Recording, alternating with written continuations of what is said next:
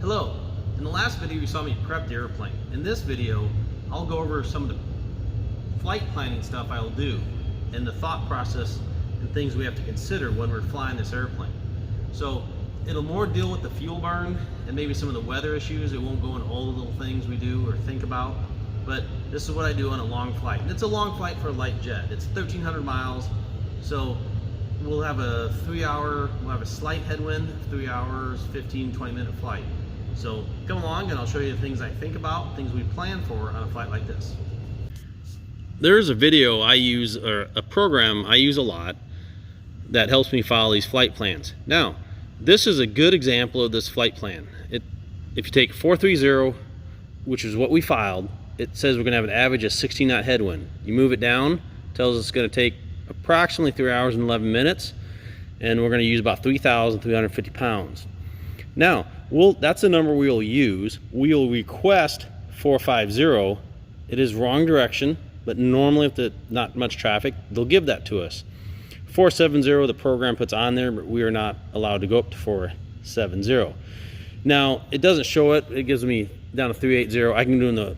I can look at the winds aloft and it shows me that at 34 to 32 to 30, I'll actually have that 14 knot headwind or a hair less. But if we flew this at 34,000 feet, it tells me we're going to use about 4,400 pounds of fuel. Now, that's just fuel required. That's no reserve, just fuel required. So to think about that fuel number, we look at weather, which right now the weather's good. There was fog out there. There's supposed to be fog later, but for the 2 hours before and after we get out there, there was no issue, or should not be an issue. So we could use 800 pounds reserve, which takes us to 4,100.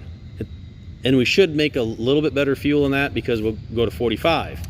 Now I'll add another 400 pounds just because the longer flight might run into some delays in the climb, have to come down early. So let's say we're gonna add 1,200 pounds. Now we're at 4,550 pounds. So I'm gonna go ahead and load it to 4,700. That's what I'm gonna use. Just give me a little fudge in there. I'll have a little extra fuel. I'm not gonna top it off to 5,400. So I will be taking off with about 700 pounds less fuel. And people say, why don't you just top it off? Fuel takes fuel. And especially in the 40s, especially at 43 and 45, you'll notice 1,000 pounds or 700 pounds of fuel. It won't climb as well and it won't get up to speed quite as quick. So we'll fly it. We're gonna do 4,700. And I think that's pretty darn fat on the extra fuel.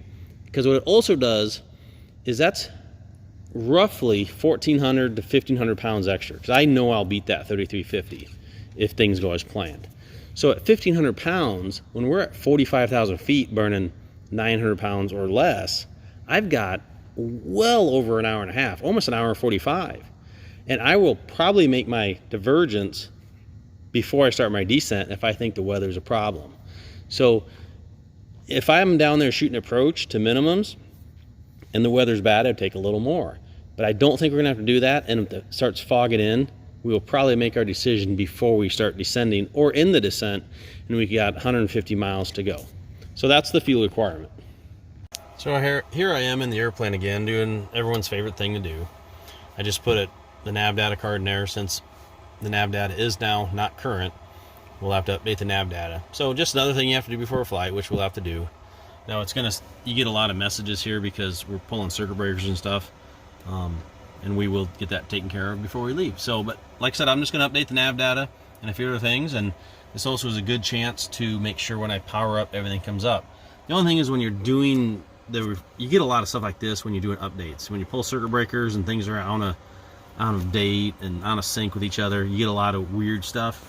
But usually I say usually because almost every time, when you're done, that stuff goes away. Like the landing gear wow system fail. See that a lot when you do this. One of the things I haven't talked about is our backup. We use this is the program we use for our backup. So oh yeah, I gotta agree. And we're gonna double check that we have, because I think we have updates to do here too. Yep, that is not current. So we update. We're in a hang right now. So it will. Let's see. Oh, there's always something going on. So I got to figure out what exactly is going on here, and we will do that. So, poor internet connection. So I got to make sure I got the router and the hangers working, and then I will get that updated as well.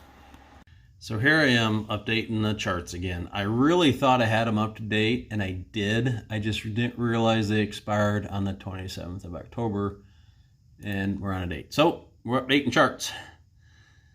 Always something going on. So good thing I came out here a little early, because I'll get that done. I got the Nav Data updated and everything else. The charts got on a date. And then also the charts will be updated on the iPad, which is the backup.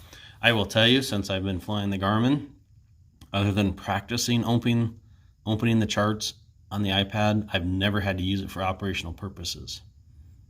It's too reliable. Now, when the early Collins equipment came out, they would usually lock up about once a month. I will tell you this, I talked to someone at Rockwell Collins at the factory that didn't know much about the installation, but they told me a way to reset it in the airplane. And it always worked that once I talked to them. Now, I don't know if it still works that way, but with the Garmin, we have not had to do that. And as this is updated, I was going to explain to you some of the weights we have. There's a lot of stuff flashing here. We're almost synced. Actually, it is synced. So now the airplane is old. Everything is old, updated, and just takes a ground power cycle. So we'll turn the power off, and we pull the airplane out of the hangar, we'll put the GPU on, fuel it up, and get it ready for the engine start. Now, to talk to you a little bit about the weight is, this airplane with me in it, or basic operating weight, is 11,000 pounds, 755. So that's what it weighs with me in it, and your ice, your coffee and stuff is what we assume.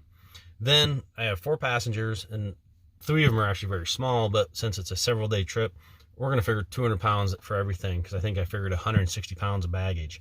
So what we have going on there is 800 pounds. So we're still only at 12,555 or 12,555 pounds for zero fuel weight. Very light. Add in your 4,700 pounds of fuel for takeoff. We're at 17,200 or 17,255. 17,255. So we're still under 1,000 pounds under gross weight. And I will tell you, since the gross weight increase in this airplane, I can only think of one time I was over 18,000 pounds. The first Phenom we had, it had the lower gross weight, below 18.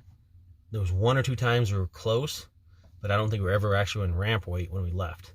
17.2 to 17.4 is about the heaviest I take off, and it's very rare. Normally, most of my takeoffs are in that 16 to 16.4 range. So the plane really is very spirited on takeoff. It gets up in the 40s very well, gets on step at 45 very well. It will do that at gross weight. It seems a little, when you've been flying at 16,000 pounds, it seems not as good when you're at 18,000 pounds. Now, 17.2, we'll go right to 43.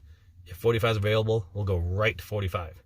I do have someone sitting up front with me, so I will try to make videos of the climb at like 20, 30, and 40,000 feet, just to show you what that is. So hopefully that gets done, and you'll keep riding along with me today. Nothing like the smell of freshly roasted beans being ground up for get you in the mood for flying. Yeah, that gets me in the mood for flying. So here we are refueling. You'll see it says GPU connected and door refuel open. So I always wonder why it doesn't say refuel door open. I am going to come down here, something we do a lot. I got these kind of messed up, so I'm using a blank one, but that's the one we're going to fly with. So it gets my profile on how I like to fly the avionics. So you can see we're fueling up. We're at 2890 and climbing. We're going to 4700. This is the external power we use. It just basically saves the battery. The engines will start cooler, and the battery will last longer when we use it. I'm not even sure if you can see that, but it's at 3400 going to 47. Trucked it along. That's fine. We just sit here and wait for fuel. A lot of things do. Last little bit always goes the slowest, because we're only putting in the left tank now, and since we're putting on a lot of fuel, they got a little imbalance now, and has to balance it up. And there's the fuel going, and I don't know if you see the line guy here, but he holds what they call a dead man. He has to hold that for the fuel to go. So if he passes out and lets go, it stops pumping fuel.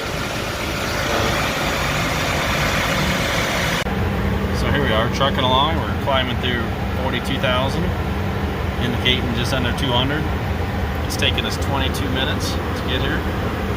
Doing very well. Fuel burns down to just over 1,000 pounds an hour. So here we are. We're at 450. Getting very good speed.